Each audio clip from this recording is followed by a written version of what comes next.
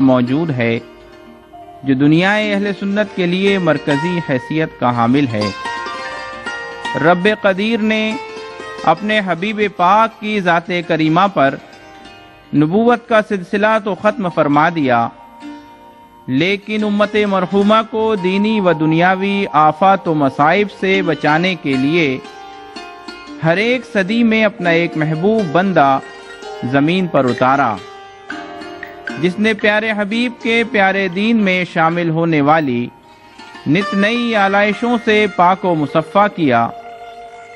14ویں صدی میں بھی عقائد اسلام کی پاکیزگی میں بدعقیدگی اور مادیت پرستی کی غلاظتوں نے داخل ہونا چاہا تو رب نے ایک ایسے مجدد اعظم کو اس خاکدان گیتی پر بھیجا کہ جس نے اپنی زبان و قلم سے توہین رسالت کے زہریلے ناک کا پھن کچل دیا اور عشق مصطفیٰ صلی اللہ علیہ وسلم کی وہ مثال قائم فرمائی کہ لوگوں کو حضرت بلال اور اویس قرنی رضی اللہ تعالیٰ عنہ کی یاد آ گئی۔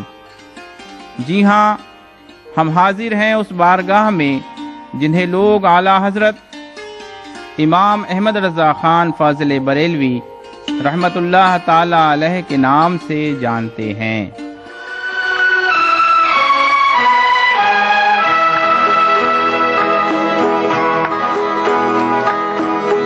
اے خدائے پاک اے رب الکریم، کہہ کے بسم اللہ رحمان الرحیم، کہہ کے بسم اللہ رحمان الرحیم، سر جھکاتے ہیں تیرے دربار میں، ہم تو خادم ہیں تیری سرکار میں۔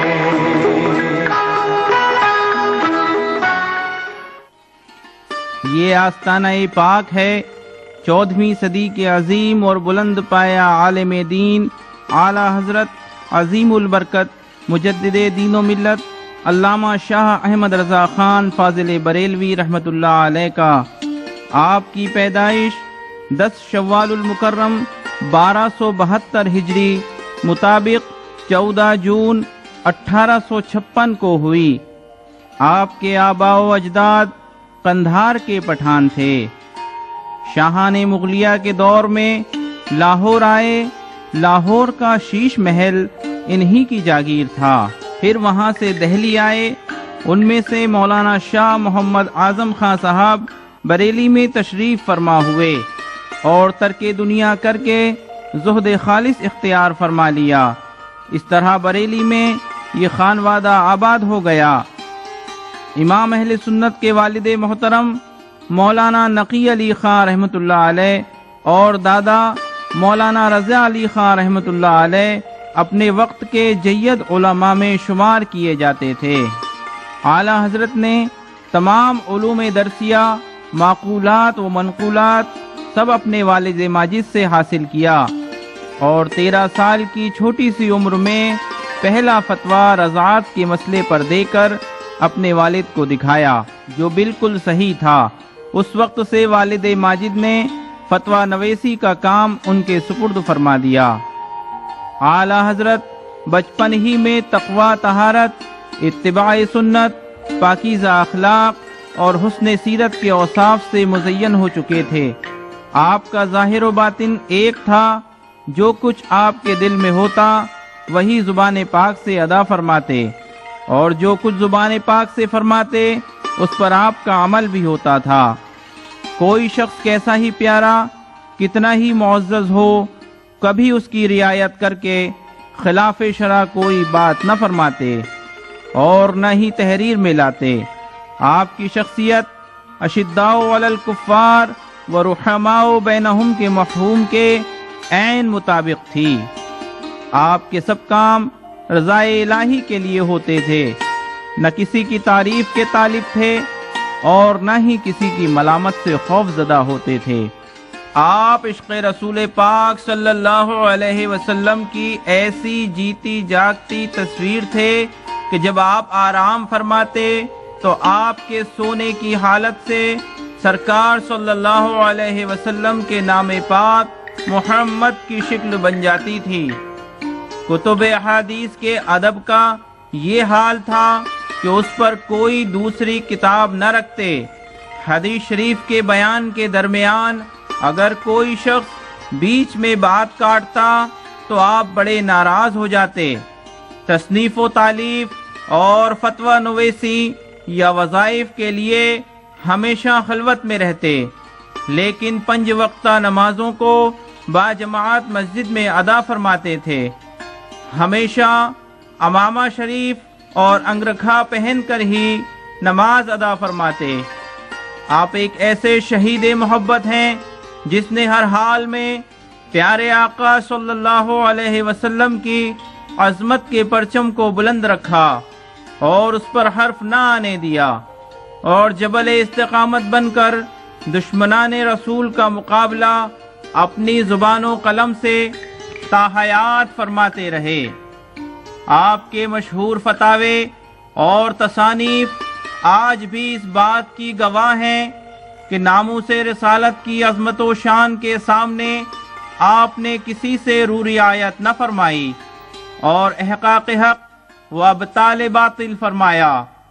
ایسی ہی شدت کے متعلق ایک موقع پر صدر الافاضل مولانا نعیم الدین مراد آبادی رحمت اللہ علیہ نے آپ سے عرض کی، حضور، گستاخان خدا و رسول کے لیے آپ کے کلام و تحریر میں نہایت سختی اور شدت ہوتی ہے، جسے دیکھتے ہی نئی روشنی کے دل دادا آپ کی تحریر سے متنفر ہوتے ہیں اور پھر حضور کے دلائل اور براہین کو بھی نہیں دیکھتے۔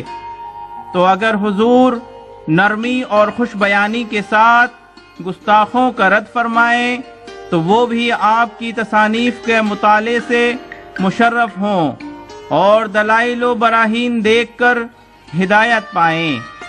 تو آپ نے آپ دیدہ ہو کر ارشاد فرمایا، نعیم الدین، میری قلم میں سختی اور شدت اس لیے ہوتی ہے کہ دشمنان رسول اسے پڑھ کر غصے میں آئیں اور جل بن کر مجھے برا بھلا کہنے لگیں، حضور کی شان پاک میں گالیاں بکنا بھول جائیں۔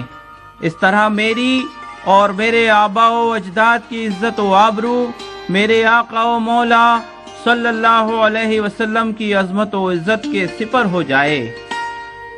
یہی وجہ ہے کہ جس وقت اعلی حضرت اپنے والد ماجد علامہ نقی علی خان رحمت اللہ علیہ کے ہمراہ بیعت کے لیے مارہرہ مقدسہ حضور پرنور سید شاہ آل رسول احمدی علیہ الرحمہ کی بارگاہ میں حاضر ہوئے تو بیعت کے وقت ہی مرشد برحق نے دونوں حضرات کو خرقہ خلافت بھی عطا فرما دیا۔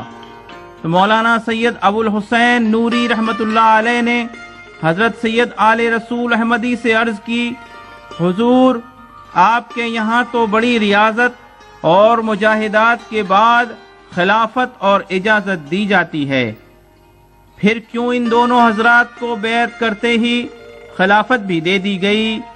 مرشد برحق نے ارشاد فرمایا، میاں صاحب اور لوگ زنگالود دل لے کر آتے ہیں، اس کی صفائی اور پاکیزگی کے لیے طویل مجاہدات کی ضرورت ہوتی ہے، اور یہ دونوں حضرات صاف ستھرا اور پاکیزہ دل لے کر آئے ہیں۔ اب انہیں صرف نسبت کی ضرورت تھی جو مرید ہوتے ہی انہیں حاصل ہو گئی۔ پھر مزید فرمایا، کل قیامت کے دن اللہ تعالیٰ پوچھے گا، اے آل رسول، تو میرے لیے کیا لایا ہے؟ تو میں عرض کروں گا، الہی تیرے لیے احمد رضا لایا ہوں۔ اعلیٰ حضرت نے 1295 ہجری میں اپنے والدین کے ہمراہ فریضہ حج ادا فرمایا۔ اسی درمیان مقام ابراہیم پر امام شافعیہ حضرت حسین بن صالح رحمت اللہ علیہ نے آپ کا چہرہ انور دیکھا تو بغیر جان پہچان کے فوراً ہاتھ پکڑ کر اپنے گھر لائے اور بہت دیر تک آپ کی پیشانی پر نظریں جمائے رہے۔ پھر فرمایا، بے شک میں اس پیشانی میں اللہ کا نور دیکھ رہا ہوں اور بعد میں سلسلہ عالیہ قادریہ کی اجازت اپنے مبارک ہاتھوں سے لکھ کر آپ کو عطا فرمائی، اور پھر فرمایا تمہارا نام ضیاء الدین احمد ہے۔ پھر آپ نے 1906 عیسوی میں دوسرا حج فرمایا۔ اس دوران مکہ معظمہ میں طویل قیام فرمایا، اور آپ کی گراں قدر عربی تصانیف اسی قیام مکہ کے دوران معرض وجود میں آئیں، اور اس وقت کے جید علماء عرب سے خوب داد تحسین حاصل کی۔